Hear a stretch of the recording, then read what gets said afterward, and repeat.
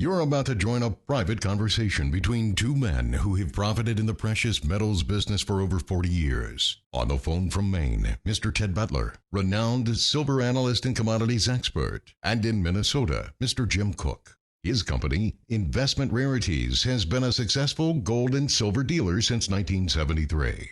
Listen in now on their private conversation from this morning as they discuss what's in store for gold and silver prices. Good morning, Ted. How are you? Good, Jim. How are you doing today? Good. We had a pretty good pop in silver this week, pretty exciting. And I thought, just like to hear what you said about this pretty significant flow of silver into the exchange-traded funds this last week or two. There's been a phenomenal inflow into all the silver ETFs, particularly the biggest one, SLV. In fact, this week the numbers are almost incredible, hard to believe, except they are given the serial numbers and bars and weights and hallmarks and. In the case of SLV, the world's largest money manager, BlackRock is the sponsor, is the owner, and for them to do anything wrong is almost unthinkable. But the amount of silver this week into all the silver ETFs was 40 million ounces, which is the highest I've seen so far. There's been a total of 300 million ounces that have come in over the last a little bit over 4 months, from the middle of March, approaching 5 months, which is just, a phenomenal amount of silver. It's averaging more than 60 million ounces per month for almost 5 months running now, for less than 5 months running. And what's so interesting about it, I contend that back in 2011, when silver did run up from the mid-20s, not far from where we are now, to near $50 over a 6-month period of time, it was principally driven, the price was driven, not by COMEX trading or positioning. You can rule that out. There wasn't that much of a change. It was the addition of 60 million ounces into the silver ETF, SLV, that drove the price higher. Now we have a case where we've done 60 million ounces each month for less than 5 months running. So it's 5 times the amount of silver has come into the silver ETFs, principally SLV, but not exclusively.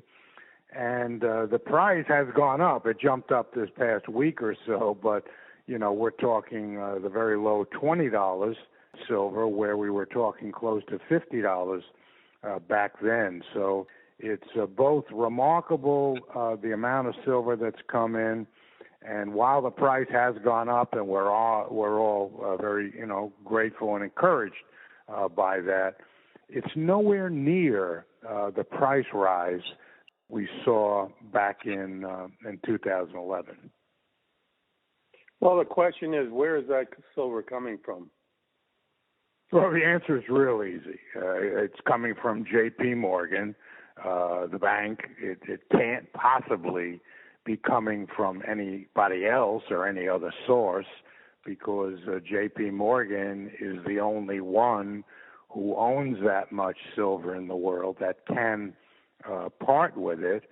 The real question is not where or who it's coming from, is why. What are the circumstances behind J.P. Morgan's release of the silver, that much silver? As you know, I might make it public, but for my private subscription service a week or so ago, I postulated that there's been an agreement, a negotiated agreement between all the relevant parties, the Justice Department, CFTC, the CME Group, J.P. Morgan itself, of course, the most important, and even the larger shorts on gold and the COMEX for gold and silver, that there's been a negotiated settlement by which J.P. Morgan has agreed, and this was some months ago, to release part with a portion of their more than a billion ounce accumulation of silver over the past 9 years, to give up a certain portion of that. It's up to 300 million now that they've donated or released, whatever you want to call it, in exchange for not going to jail, which, some people, including me, would argue that's a very weak sense of justice and fairness, but on a practical basis, that appears to be what's been negotiated. You're certain that silver couldn't come from any other source, that much silver? I mean, we're that tight in silver that one outfit, one big bank has got the lion's share of available silver? That's how tight it is? Well, look, I mean, this is not something new, okay? For the last decade, since April of 2011, almost a decade, more than 9 years now, there's clear evidence, and I've been, chronicling it for the past almost 9 years, how much silver J.P. Morgan has acquired, week by week. It's like they've got it from, Silver Eagles. They were the biggest buyer from the U.S. Mint for 5-6 years running. They melted down every one into 1,000-ounce bars. They took delivery on the COMEX like nobody else did in their own house name. They're the custodian for the SLV, so they can easily acquire, hundreds of millions of ounces over that period of time by converting shares to metal. They also, as you know, for the past 9 years, there's been this phenomenal physical movement, turnover, silver being brought into and out from COMEX warehouses that J.P. Morgan has skimmed off a couple of 100 million ounces at least in that movement. So it's like I've basically it's been like 100 million ounces a year, basically, or more, that J.P. Morgan has been acquiring. It's not something new. I've been writing about this for more years than I care to count. The fact is, I call them crooks because I don't know how you could use any other term, but during this whole time where they were acquiring and accumulating this billion ounces of physical silver, they were the biggest single short seller on the paper market, the COMEX, and that's the crime. How the heck can you be, short on the paper market, being the biggest factor there, driving the price down, suppressing the price, and then turning around and buying physical?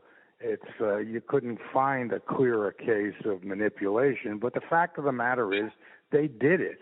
And if they didn't do it, and as you know, I publicly state this, I send all my articles to J.P. Morgan, to Jamie Dimon. They don't come back as rejected email. I send them all to the CFTC and the CME.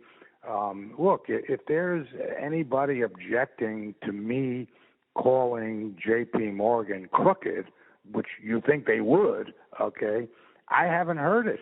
It's like what conclusions should one reach? It's never happened. You've never seen it. No one listening to this has ever seen it, where someone can stand up consistently and specifically label an outfit of biggest bank, the most important bank in America, okay, as crooked, and have that bank remain silent and not react to it. So, look, it doesn't. You want to say it doesn't prove that they're crooked, but it's like, boy, it sure rhymes. It sure smells like that. But in any event, to answer your question, yeah, it's coming from J.P. Morgan because it couldn't possibly be coming from any other entity. What's this settlement that you're suggesting do for all the other parties involved in it? It does. It checks all the boxes. It's the perfect thing. For one thing, for J.P. Morgan, okay, they give up a certain portion, 300 million, maybe more. I don't know how much they have to give up of their billion ounces. They still get to keep their 25 million ounces of gold physical gold that they've accumulated all along same period of time. And on that, they're already ahead close to $20 billion, and I don't think they need to part or give up any of their gold. So they give up a good chunk, a slice of the silver that they've acquired on an illegal manipulative basis. And what they get in return is an agreement not for any type of criminal prosecution where the company, the bank itself, is charged with another criminal charge which could put them out of business or sends any of their high-ranking officials to jail. That's what J.P. Morgan gets out of it, and they still have a bunch of silver, a bunch of gold left to profit on as and when prices continue to climb. The Justice Department saves face because, in a court, J.P. Morgan has the best lawyers that money can buy, that dirty money can buy, and they would just, kick the crap out of the Justice Department in a courtroom setting. I don't think it's possible that the Justice Department could prevail. So the Justice Department gets out easy. The CFTC, the Commodity Futures Trading Commission, gets out easy because for 30 years they've missed it. They've denied that there's manipulation, so they can't very well admit that there's one now. So this gets to close the books on the silver manipulation. The CME, the owner of the COMEX, okay, they get off because there'll be no manipulation found. Everybody will be happy, and they get to skate away too for not doing their job. They should have been liable for all this going on for so many years. I think there's been an agreement with the big shorts that they'll bail out them. These are other banks, both domestic and foreign. Not all of them, but the significant ones, perhaps the ones in the U.S. will be covered. So everybody gets covered, okay, the principles that are involved in this thing. And while, the publics and mining companies weren't considered in this, they didn't have a setting at the negotiating table, okay? As long as the price goes up, which it should, which it has started to now, and which should continue, okay, the public investors in silver and mining companies should do well as long as and as well as the silver mining companies, and everybody's going to be happy. A terrible crime and manipulation did occur. Okay, it wasn't an imagination on my part.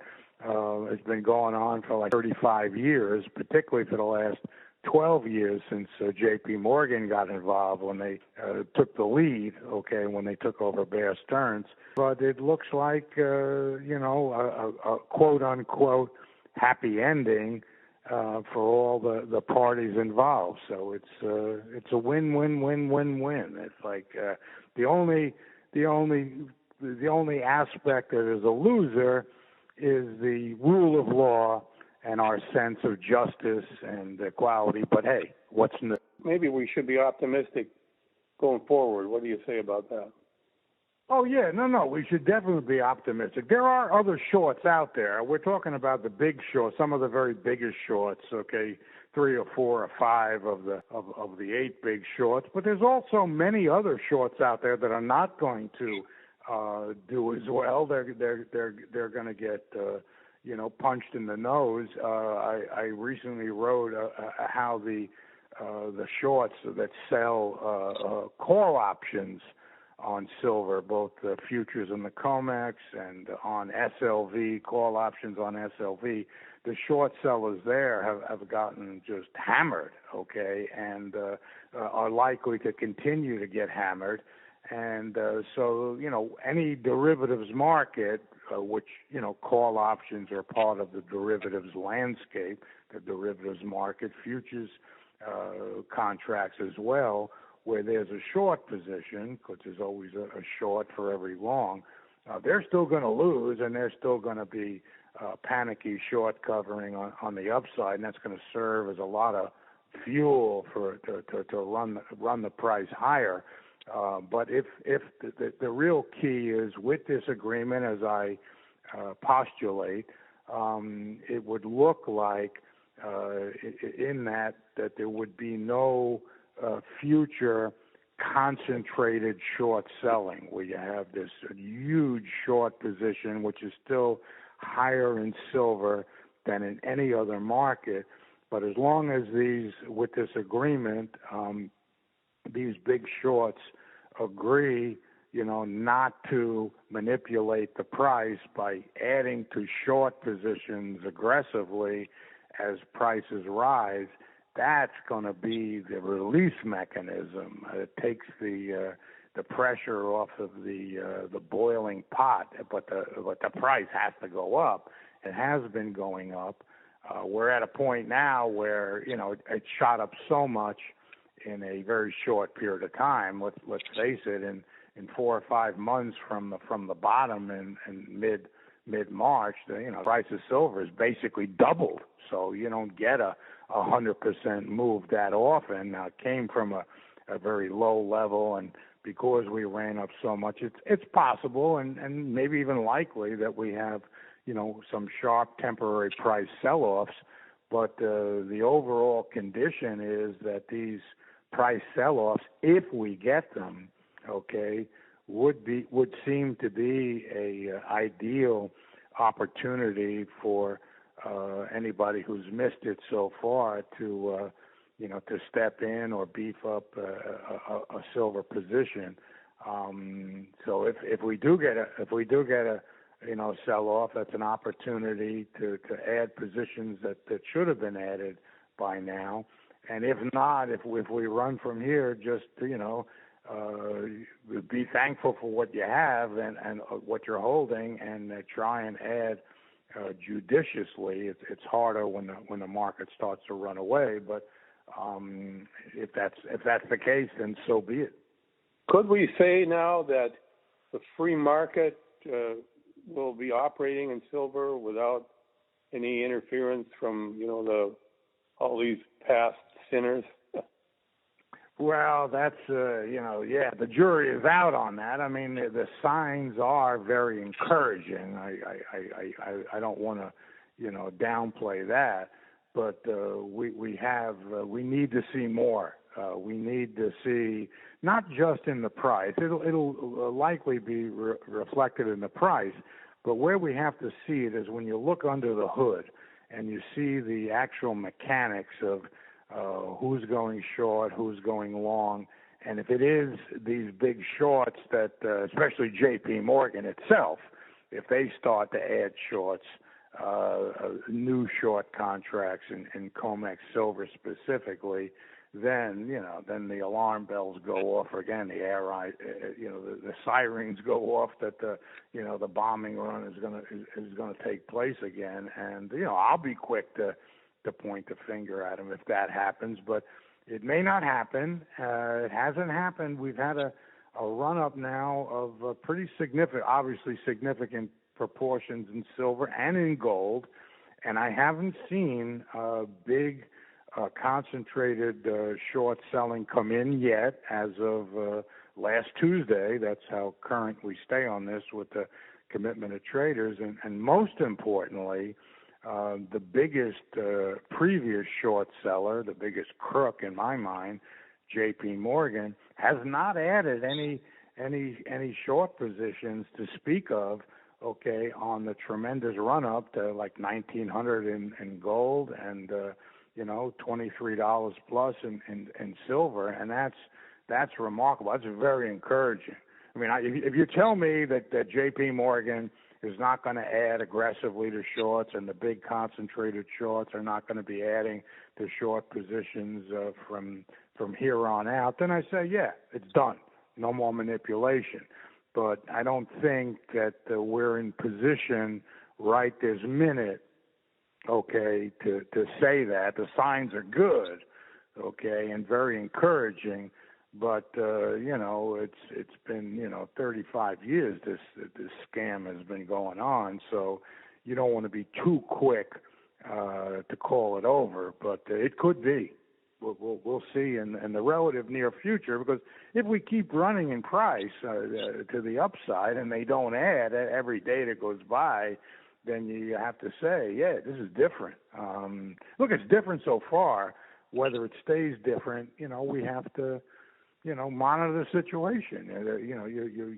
You observe based upon the hard data, and the hard data is very encouraging to now. I don't want to predict, though, what that data is going to show in the future. I just rather observe it. Well, from the standpoint of a dealer, we're having tough times getting certain products, but I don't think it means that a shortage is enveloped quite yet. But you've often written that there's a possibility of a shortage ahead. The industrial users competing with investors. This kind of hypothetical agreement that you're discussing, that would send us, seems to me, towards the possibility of a shortage enveloping here sometime in the future. What do you think about that? Yeah, no, I don't think it's necessarily. It may be the settlement may be the hypothetical settlement, as you're saying, because no one's admitting to it yet. It may touch off, may be a contributing factor into a shortage, but it isn't the cause of the shortage. The underlying requirements for a shortage have been there all along. This might trip it off a bit, but what it comes down to is this. Right now we have a rush. Silver's price is driven by investment demand. If the investment demand is weak, the price doesn't do anything. If the investment demand is strong, then prices react to the upside. So we have a situation now where investment demand has been strong, certainly in the ETFs. It's strong enough on a retail basis that you're admitting that you can't get products. So, I mean, that's the definition of a shortage on a retail basis. But it's the wholesale basis that's going to drive that we're talking about when we talk about a shortage. And here we have, basically we'd have a complete shortage if J.P. Morgan didn't have, the billion ounces that I allege them to having accumulated, which they parted with probably 300 million now. If they didn't have it, we'd be at $200 silver right now. But they have it. They're releasing it onto the market. The question is how much more they have to go, okay? I don't think they have to dispose of the entire billion ounces. That seems hard to imagine. I'm not that concerned about it because so far, with 300 million ounces being released by J.P. Morgan, the price hasn't suffered. So that's a big fear on people's minds all along was, what happens if J.P. Morgan is forced to sell its billion ounces of silver? Okay, the price is going to get plummeted. No, I mean, look, they just got rid of 300 million by my calculations, and the price is, double from the low. So, I mean, the fears of the price, going to the gutter should be, by the woods now. Shouldn't be a major concern. What is a major concern is that with this investment demand that's obviously come into the market, that's driving the price higher and the silver ETFs, et cetera, okay, we still have yet to see, we've never seen it for that matter, and haven't seen it now, any industrial user panic. That's coming. I can't tell you when, but what they're going to look at, what the industrial users, and I'm talking about every electronic manufacturer of every type out there in the world, which is the biggest component, it seems, modern life, is that they're going to react to one thing and one thing only. It's a combination of the higher price, but not being able to get the silver when they need it to manufacture whatever it is that they manufacture. And that we're on a cusp of. If we have continued investment demand, which seems reasonable, and J.P. Morgan at some point is going to run out of the silver it's been donating, okay, because it's a non-replenishing type of thing. Once you sell it, it's gone. Watch out if the industrial users start to get delivery delays and they rush to buy physical silver to make sure they keep their factories running and their assembly lines running, then we go boom to the upside. Then it's just, Katie bar the door. Pretty exciting, and hopefully it will come to fruition. And with that final note, I think we covered a lot of ground here. Excellent stuff from Ted, as usual. And we appreciate hearing from you. You are certainly the silver guru of our age. You've been pretty much on the money here. And, a lot of people have come to respect your opinion more than anybody else in this precious metals game. And we're really happy to have you as a friend and an associate, Ted. Thank you, Jim. Why are some people selling their gold and buying silver? Because all the silver mined in the past 200 years has been used up by industry and is gone. That's right. Silver has become rarer than gold, but it sells for a fraction of the price. Scores of industries must have silver to make their products. Its uses are so varied, silver has been called a miracle metal. The Chinese recently made it legal for its citizens to own silver. That's just one reason investment demand for silver is going through the roof. Investment Rarities Incorporated has been helping clients preserve wealth with silver and gold for over 35 years. They have delivered over $2 billion in coins and bullion to their customers. And unlike other companies who only sell you a certificate of ownership, Investment Rarities ships your silver right to your door. Call Investment Rarities now at 1-800-328-1860 for your free books and reports about silver. Learn how transferring just 10% of your assets into silver could be a good move. Call now